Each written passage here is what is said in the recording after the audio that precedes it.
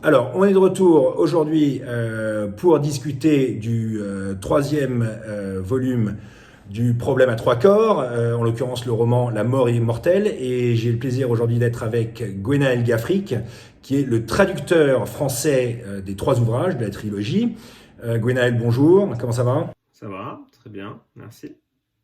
Alors, vous êtes traducteur de langue chinoise en français et également professeur à l'université Lyon 3 en langue et littérature chinoise.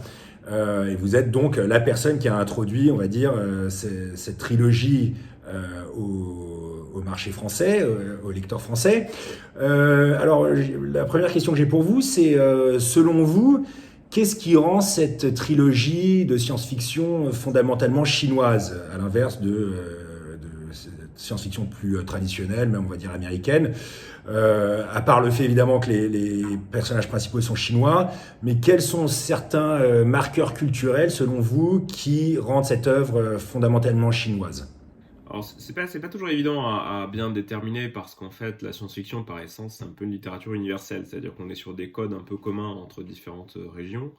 Liu Cixin lui-même s'est beaucoup inspiré de la science-fiction américaine, anglaise, donc il y a énormément de choses en commun. Ce qu'il y a de proprement chinois, je dirais avant même l'idée je sais pas, d'une pensée chinoise qui traverserait la trilogie. C'est toujours un peu délicat de tomber comme ça dans le culturalisme. Mais ce qu'il y a d'essentiellement chinois, c'est en termes d'expérience socio-historique en fait. Il fallait pour Liu Cixin, c'est-à-dire que le point de départ un petit peu de cette trilogie, c'est se dire bon, qu'est-ce qui rendrait l'humanité suffisamment dégoûtée, déprimée, terrifiée, qu'elle en viendrait ou qu'une partie de l'humanité en viendrait à en appeler à la destruction de la Terre. Et il part de deux idées en fait, une idée qui est assez universelle pour le coup, qui est la destruction de l'environnement. Et puis l'autre idée, enfin, même si appliquée à la Chine, hein, dans le cadre du roman, et puis une autre idée qui est la violence de l'homme sur l'homme et qui part de la révolution culturelle. Et pour le coup, ça c'est quelque chose de très chinois. Peut-être qu'en Europe, un même auteur qui aurait souhaité traiter de la même question serait davantage parti de la Seconde Guerre mondiale ou de l'expérience de l'Holocauste, par exemple. Or là, il part de ça.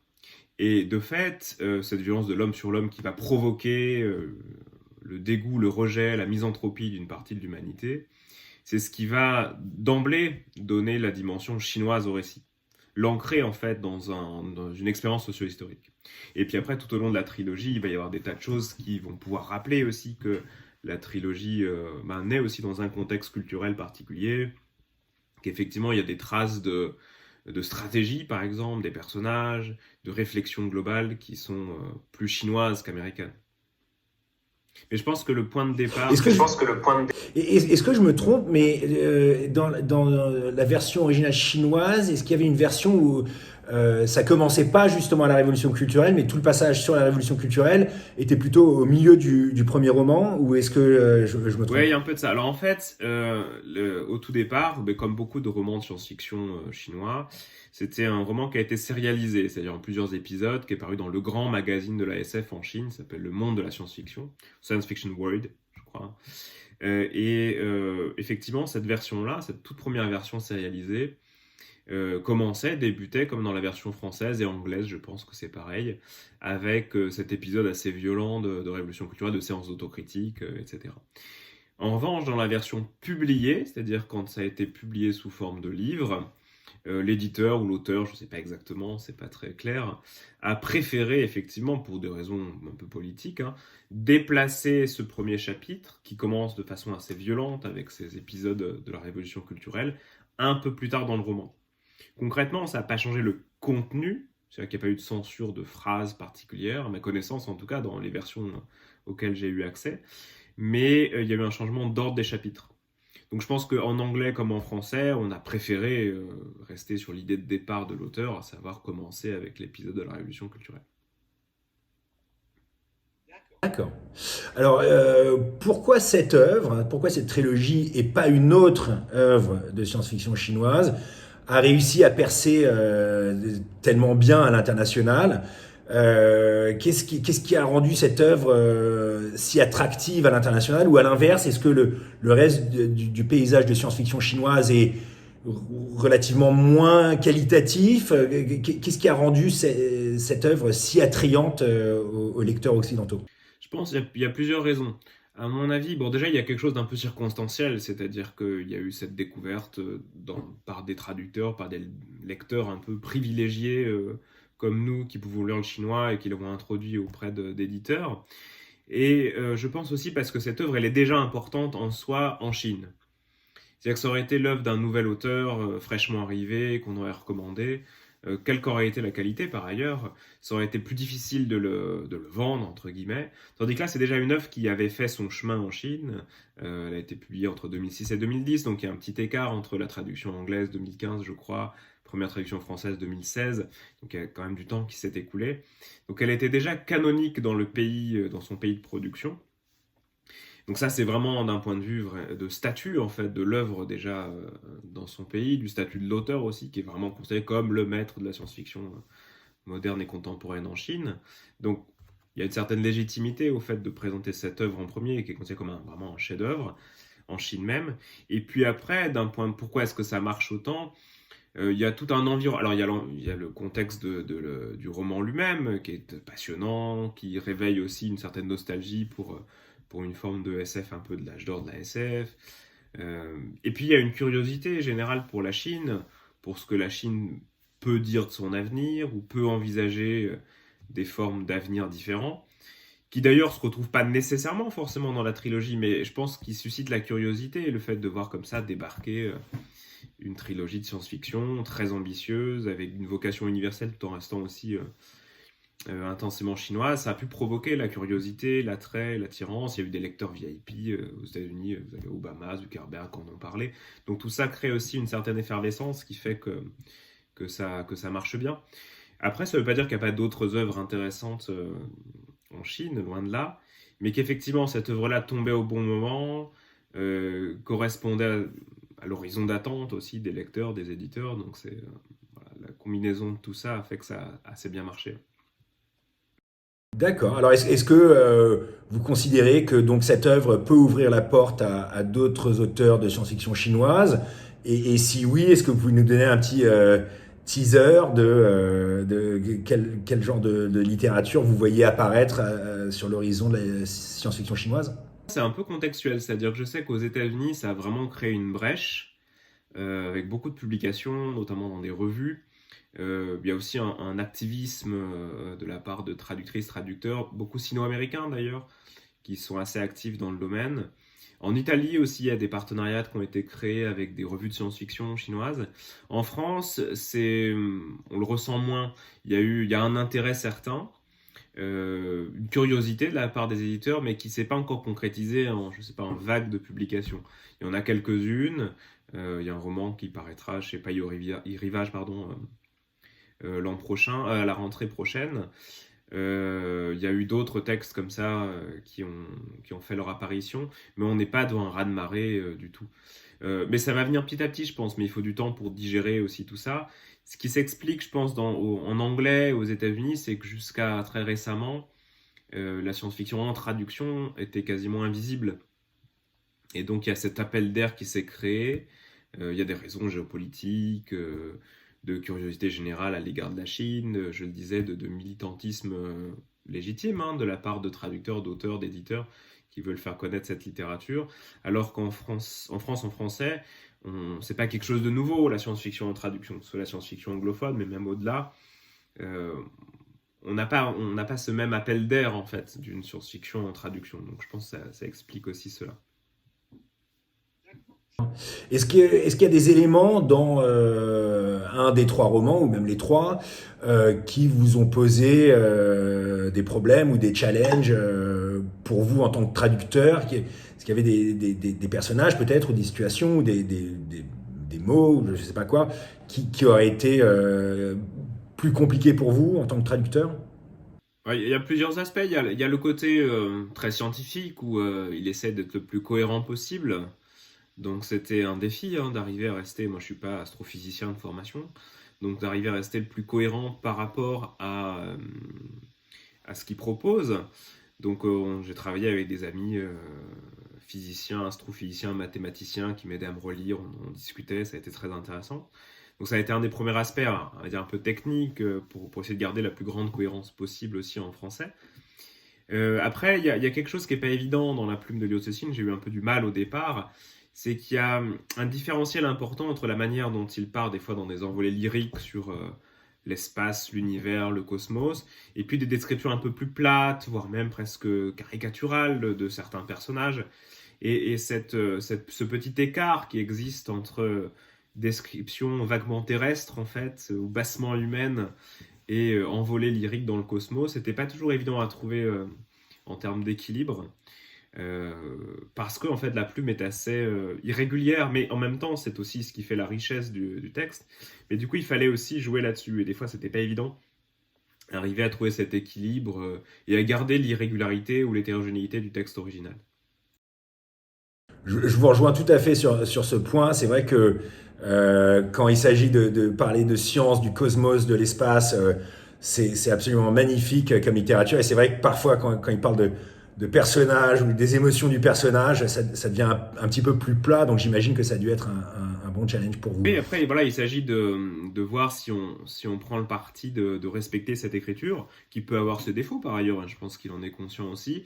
Est-ce qu'on choisit de l'embellir un petit peu ou de le... Je crois qu'en version anglaise, alors j'ai pas lu dans le détail hein, toutes les traductions en anglais qui ont été faites, mais il y a eu le choix sur certains voilà, aspects caricaturaux de la représentation des femmes, de gommer un petit peu ou de lisser un petit peu.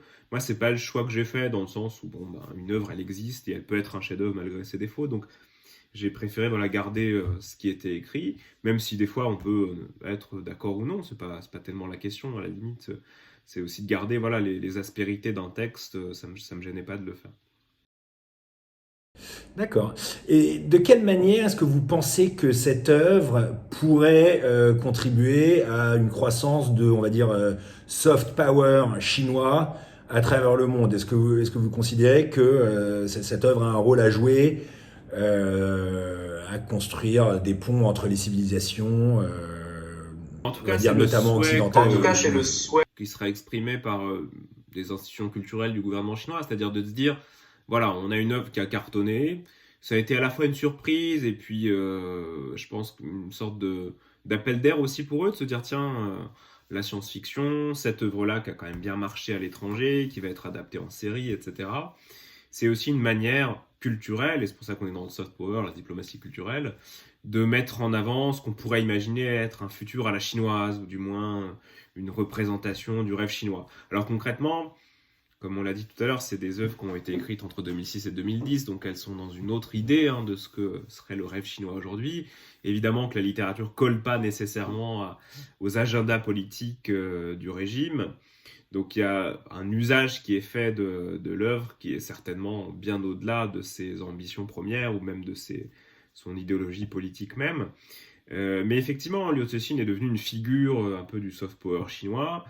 Euh, de bon ou malgré lui, c'est difficile à dire, mais il est régulièrement sollicité, effectivement, pour parler du futur de la Chine, dans des projets, dans des programmes spatiaux, pour l'inauguration d'un télescope. Donc tout ça fonctionne aussi comme un élément de soft power, en se disant, bah voilà, la science-fiction, par définition ou par tradition, c'est un peu la littérature qui imagine le futur ou qui se représente ce qui pourrait advenir demain, même si évidemment c'est toujours un regard du présent sur le futur, mais euh, pour le gouvernement ou pour en tout cas les responsables de ces programmes de diplomatie culturelle, c'est quelque chose d'intéressant. D'accord.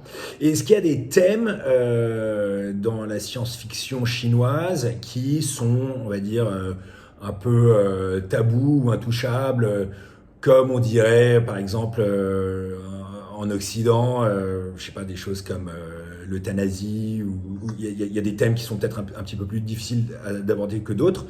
En Chine, est-ce qu'il y a des thèmes qui sont un peu comme ça, un peu plus difficiles à aborder dans la littérature?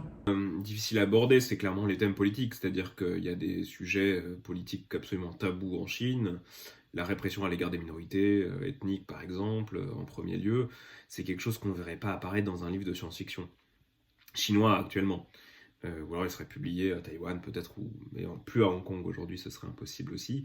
Je pense qu'effectivement, et voilà, en fait, il faut s'imaginer que tous les sujets sensibles politiquement en Chine seront ceux qui seront jugés sensibles aussi en littérature. Donc celui-là est peut-être le plus sensible. La question des séparatismes, je sais pas, il paraît compliqué, par exemple, pour un écrivain ou une écrivaine chinoise de SF, de parler de l'indépendance ou de la création d'une république de Taïwan aujourd'hui. Ça serait pas publiable.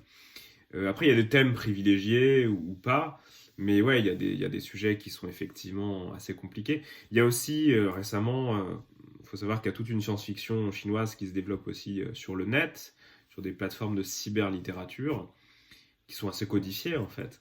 Et il y a des sujets qui sont effectivement difficilement abordables. Il y a beaucoup d'uchronie, par exemple, ou de voyage dans le temps, qui se développent en cyberlittérature sur le net. Mais attention, on ne peut pas remonter à n'importe quelle époque. Ou si on imagine une Ah oui. uchronie, on ne peut pas imaginer n'importe quelle uchronie.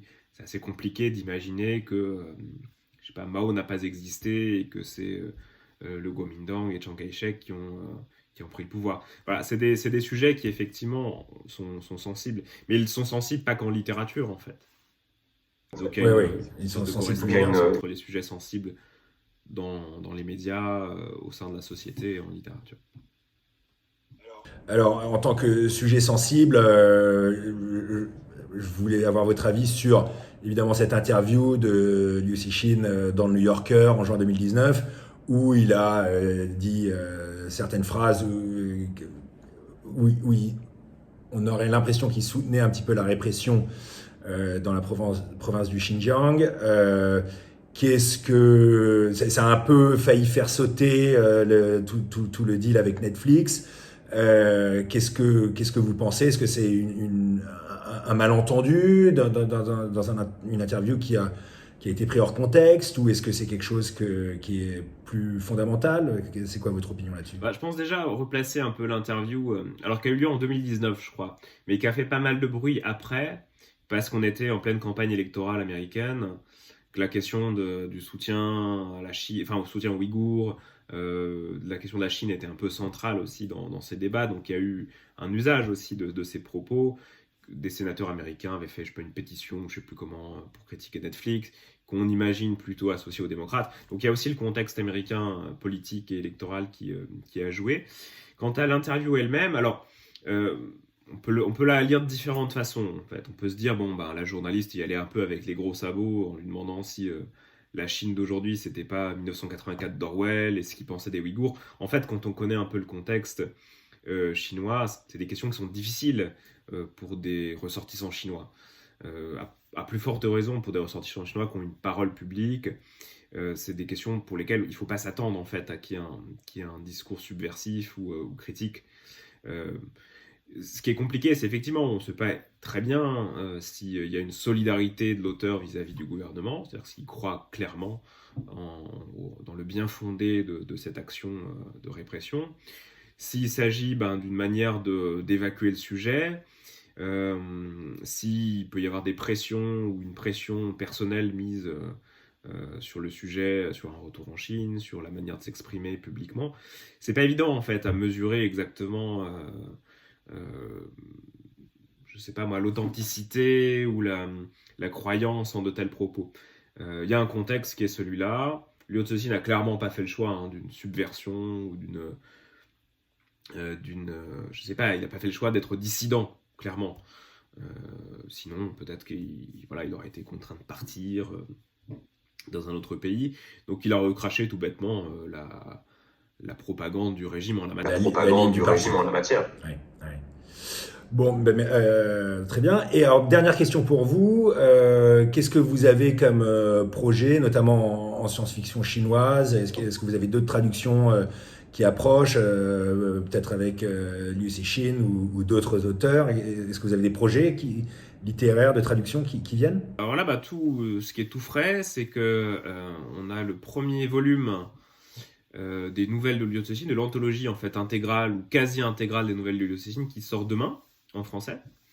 Donc, quel timing? C'est l'Équateur d'Einstein. Donc c'est un premier volume sur 2 volumes de l'intégrale ou presque intégrale des nouvelles de Liu Cixin, Donc ils seront disponibles en français. Je crois que le premier volume sort demain.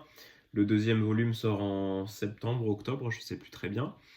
Il y a beaucoup de textes qui sont d'ailleurs inédits en traduction anglaise aussi ou dans d'autres langues. Donc l'idée, c'est vraiment de regrouper un peu chronologiquement l'ensemble des nouvelles publiées par l'écrivain, où on voit un petit peu voilà, comment est-ce qu'il construit aussi la trilogie dans d'autres textes, avec des thématiques parfois similaires, ou au contraire, comment il se cherche, comment il explore un certain nombre de thématiques. Donc c'est assez intéressant. Si vous aimez Liu Cixin, il faut le lire. Et puis après, d'autres projets. J'ai hâte de lire ça. Difficile à en parler avant que ce soit vraiment sorti de terre, mais d'autres écrivaines chinois de science-fiction, plus jeunes, sachant que la littérature de science-fiction sinophone, ça n'arrête pas à la Chine non plus. Donc, n'hésitez pas à aller voir du côté de la science-fiction taïwanaise, notamment. En français, il y a eu plusieurs petites choses qui ont été écrites. Je peux recommander Membrane, par exemple, et Perles d'un écrivain qui s'appelle Di Dawei. Ça apparaît à l'Asiatech. Qui sont une science-fiction écrite en langue chinoise, mais qui ne pourrait pas s'écrire en Chine. Et donc c'est assez intéressant de voir cet écart culturel, politique, aussi, pour voir ce qui peut se faire en langue chinoise, mais dans un autre espace. Formidable. Félicitations pour tout cet excellent travail. On a hâte d'en lire plus de Liu Cixin et de ses auteurs taïwanais. Donc c'est tout ce que j'avais comme question pour vous aujourd'hui. Gwenaël Gafric, merci beaucoup pour vos réponses et on se tient au courant pour la suite.